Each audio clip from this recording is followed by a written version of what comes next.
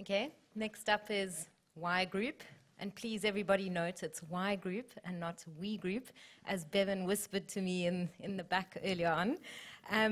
wiGroup is a platform that's a platform provider specializing in point-of-sale integrated mobile transactions. wiGroup is also the winner of PwC Vision to Reality Awards in South Africa this year. Founded by Bevan Ducasse at a tender age of 24, Bevan describes himself in a few key words on Twitter: entrepreneur, innovation, outdoors, beach, friends, sport, kite surfing, living life to the full, leaving a mark. Bevan, the one thing that concerns me is that I didn't see any wine on that list. Anyway, welcome, Bevan. Thank you very much. Well, good afternoon, ladies and gentlemen. It really is a pleasure to be here with you. We're certainly excited about what it is we do at wiGroup. And as you can see by our slogan, we exist to simplify and improve how the world transacts. Now, the challenge in this world is there's so much going on. And how do we simplify specifically the transacting world? So I'm going to try and explain to you what it is we do in this business in a very simple manner. So hopefully you'll understand when I'm finished. So just very briefly, we launched as a B2C product. The first idea I had was actually paying with a phone and linking a credit card to an app. I pivoted the business in 2009, so effectively we started this platform business in 2009, and I'll explain to you what it is we do. So behind every great business is a really, really great team. We spend a huge amount of energy building a culture, building the right team, getting the right people for the right jobs. And we've seen that in terms of growing this business to the next level. We now employ over 60 staff. We were about 25 people 12 months ago. And all of that has been through organic profit, which I think is fundamental for a startup business. I think it's quite amazing that we've been able to grow through our own profits as a business. So what is the market problem? On the one hand, and whenever I say mobile payments, everyone just kind of drops their head and they say, oh, we're just another mobile transaction app. Thankfully for you, we're not. So what's happening is we've got this sort of influx of mobile transaction applications, payment apps, couponing apps, loyalty apps, deal apps, Facebook offers, Apple Pays, etc. And the world, specifically the retailers, are saying, how do I engage? We saw Walmart and them turning Apple Pay off the other day. So they're saying, how do they engage with all of these mobile transaction applications in the market? Because there's a new one launching every week, and they can't keep up. So that's the problem. So what we've built is this platform layer called wiGroup. And to keep it very simple, what we do is on every single point of sale that we integrate into, they've got a card button, they've got a cash button, and we put a button on there that says mobile. So when the cashier hits that mobile button, they can then accept every single mobile transaction app that's coming into the market. Now that's fundamental for a retailer, because in the past, retailers would have to integrate with each of these transaction apps, and hence why mobile transacting really isn't happening around the world, because they're having this big problem of how to integrate to retailers. So with this interoperable platform, the retailers put the button on, and then apps can integrate into us. So very similar to what Steve Jobs did with the iPhone. He put our iPhone out into millions of people's hands, and he allowed the world to build apps onto that. And that's why it's been such a powerful platform. And we're saying, why is it not happening in retail? So we're putting this platform layer down and allowing through a basic web API these apps to build their applications onto us. So they've got the concern around banking and security and couponing and getting customers, and we grow on the back of that. So the value proposition quickly for the retailers is one integration to our platform, and they can then accept every single mobile transaction app. And then from the application providers, a single integration to our platform, and they can turn on thousands of retailers without having to spend years trying to train cashiers and roll this out operationally. So some of our platform protocols, we're also agnostic to the protocol. So we're basically a tokenization engine. We generate a one-time PIN token, which is displayed on the phone, or a QR code, or a one-time PIN, which is tokenized using NFC. So I don't want to get into too much technical detail, but the customer can either tap, scan, or punch in a one-time PIN, and we're agnostic. So just what are people using our platform for specifically in South Africa? We're now launching in UK and Nigeria, and Namibia, Botswana, a few other territories as well. But specifically payments. All the different payment and banking companies are all launching their own payment apps, banking apps, and effectively those apps can just add a button that says pay a store or pay a merchant, talks to our API, and we pair that device at the point of sale. So just to show you how it very simply works, you'll open up any banking app or payment app, enter the PIN of that app, it'll generate a one-time token, which is either in the form of a QR code or activates your NFC. You can then scan your phone, which then pairs your device with our platform. We then authorize either through the card rails with a bank or directly with the issuer, authorizes the transaction, and we print a slip. So we're not a bank, we're not a payment app, we don't compete with them, but we power them, and obviously our business grows on the back of all the different transaction apps that are launching. Gifting applications, so people can buy gifts for their friends. So there are a lot of gifting apps launching where I can buy you a gift, I deliver the gift to your phone. The problem all of these gifting apps have had is how do I go and redeem that gift voucher in a retail environment? So all they've done is done API integration to our platform, and they turn on thousands of lanes. So you can walk in and redeem a gift voucher at a specific merchant of your choice. We have corporate rewards. So there's a whole bunch of incentivized companies, corporate reward companies that are paying out typically via card. They now all build applications, they plug into our platform, and they can turn on thousands of stores in terms of where I can spend that corporate rewards or voucher balance. Again, using our platform.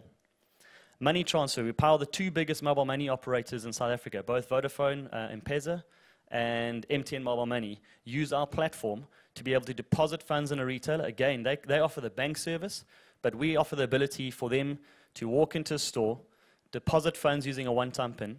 They then send the money between, to their family. They walk into another merchant that is integrated to our platform, and they withdraw cash. But those are two competing products working at the same retailer using a common platform. And that's why it's working really well in South Africa. All the different deal-based companies. So we have Voucher Cloud, Groupon, Gifted, Facebook. If I've got a 20% off of a pizza or a burger at McDonald's and I want to go and redeem that at McDonald's, today, McDonald's in the UK had to go and integrate with Voucher Cloud, integrate with Entertainer, integrate with Facebook. Now they integrate to our platform, and it turns all of these applications on. Loyalty. Retailers are launching loyalty applications where you can earn and spend money on your applications. Again, all using a simple, standard, interoperable platform. And last but not least, couponing. So here, the biggest brands in Africa, Coca-Cola, Unilever, Tiger Brands, are driving traffic through Facebook, Google, through their applications, through their Mobi site. And what they do is they tap into our platform. Their customers walk into a store, scan their phone, and because our platform's integrated to the POS software, we can tell what basket data is in the basket, run the rules, and push back a discount real time based on what they're purchasing. Again, all through a simple, interoperable platform. So very quickly, our commercial model. We charge $10 per store per month on average. Obviously, it varies if you've got large merchants and smaller merchants, but it's a simple monthly fee for the store, so it's a no-brainer. The stores are plugging in without worrying about transaction fees, and there's no transaction fees to them. And we charge a small switching fee to the applications. Now, the payments, we're potentially going to make free because there's so much other value, because payments is a commodity. So for us to try and make money through payments is nothing. But owning that data, owning the railway lines, and owning couponing, vouchering, loyalty, and everything else is incredibly powerful. Internationally, very quickly, we've got an IP holding company, and we're finding service companies around the globe that are well positioned in the different markets to take our technology, and we obviously do revenue shares with those companies. So just a summary stats. In 18 months, we've processed over $250 million through our platform. This platform is live and happening mostly in South Africa, and as I mentioned, we're expanding.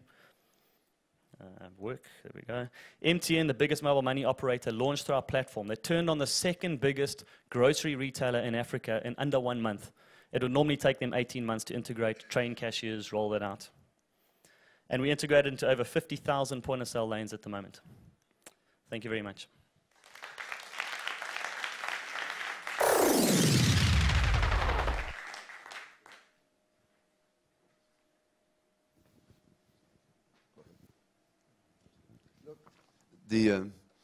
As you mentioned, there are so many options up there for this.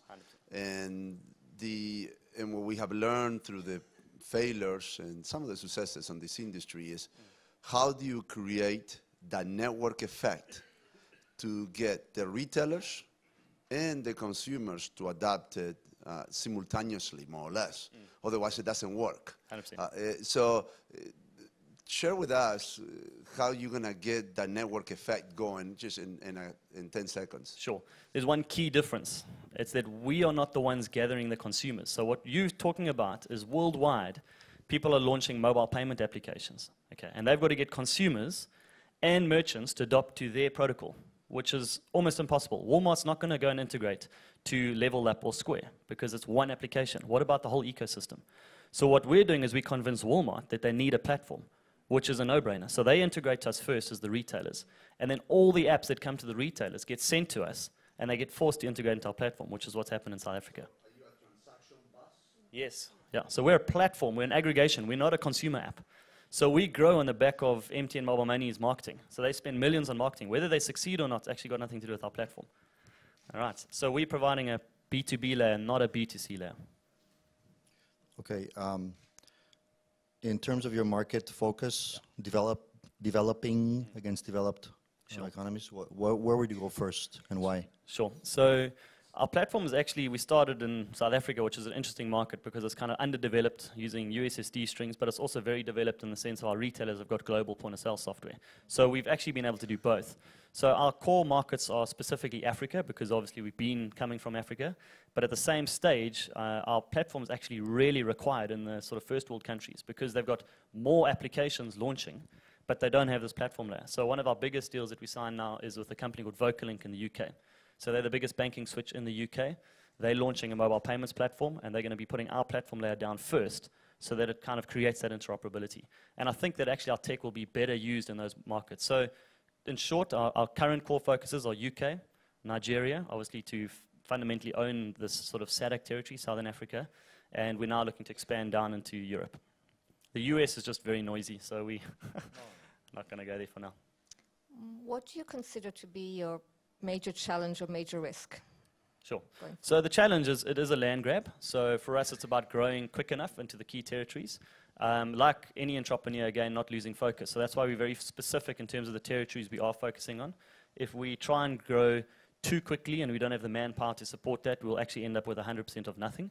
So it's about focusing on the key territories. And then I think it's about really consolidating in those territories and finding the right partners. Because again, for us to go into the UK without a Vocalink, you know, it's me walking into Tesco's, it's not going to make a difference. But with the right partner, we have the right technology, the right business case. And so I think that's going to be the key differentiator for us.